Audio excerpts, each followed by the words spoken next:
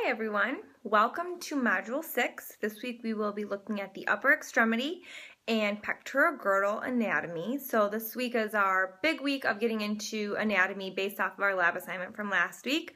We're going to be looking at all the different bones that constitute the upper extremity.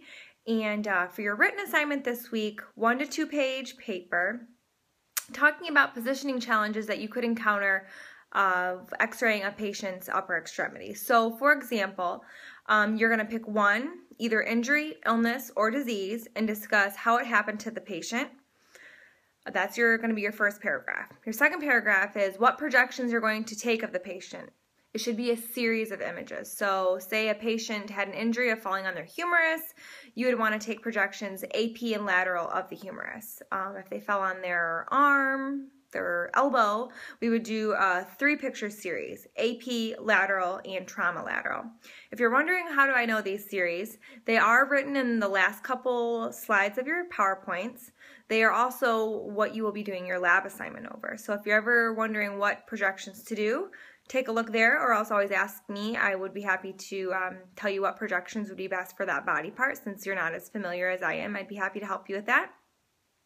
And then your third paragraph is going to be explaining how the patient will have difficulty assuming the positions of which you're going to try to get them to do as an x-ray tech, and ways that you're going to go around it using critical thinking skills to assist the patient in assuming those positions.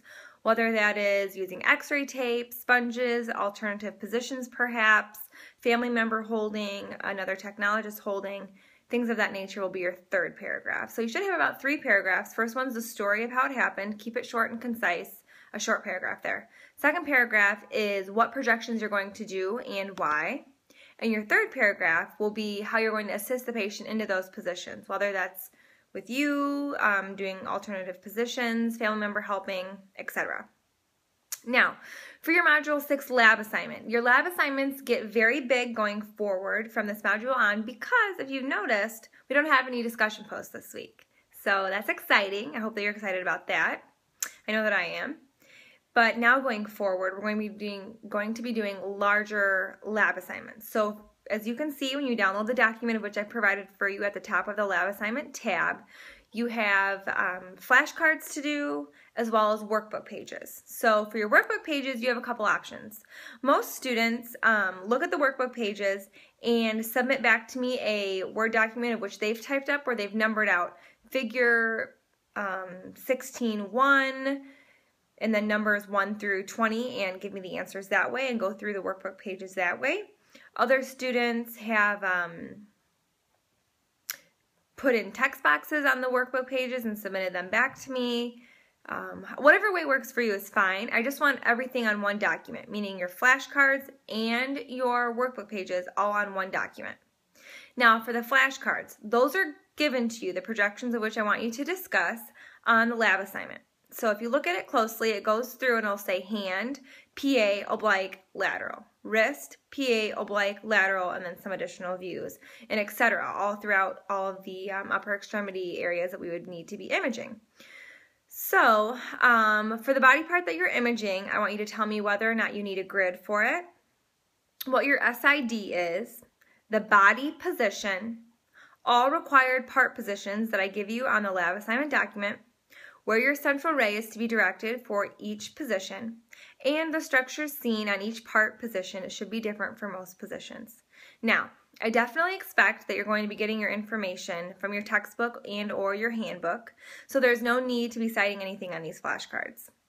The purpose of these are if you were working as a limited x-ray machine operator and couldn't remember everything you needed to know to perform an exam on a patient, you could access your flashcards and they would walk you through the exam.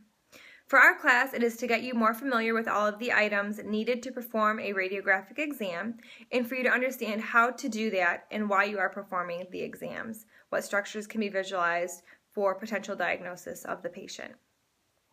I realize these lab assignments are quite time consuming, so that's why I'm giving you this video on the Friday before this week to let you get a head start, okay? You certainly want to get a head start on every week going forward these lab assignments because they are extremely time consuming and I know that, so go into it and be prepared. I would suggest having half of it done by Wednesday at our class time together and then get the other half done before Saturday morning. That way you're breaking it up in your week.